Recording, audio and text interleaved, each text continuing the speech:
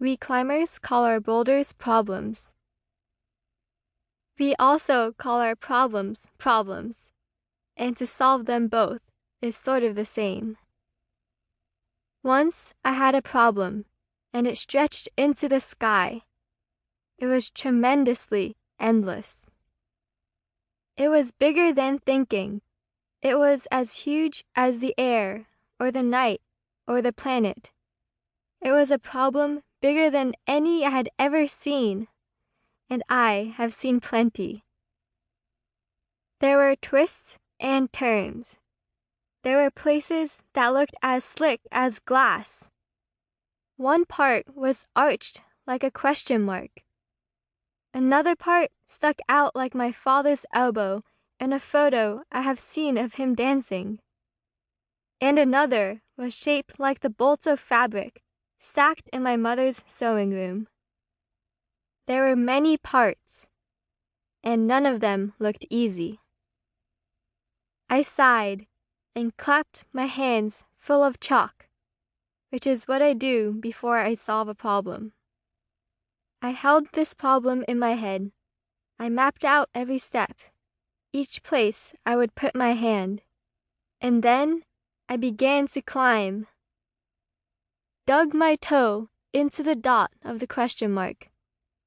Jammed my fingertips into the bend of my father's dancing elbow. Kicked my leg over my mother's fabrics. I was climbing on nothing but air. And then, for a moment, the world slipped out from under me.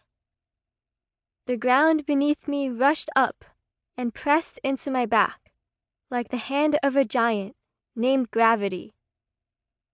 So I dusted myself off. Dad asked how I was feeling. He passed me a peanut butter and jelly sandwich. And for a while, we just sat there. Then, when I was ready, I looked at the problem again, with the new information the fall had given me.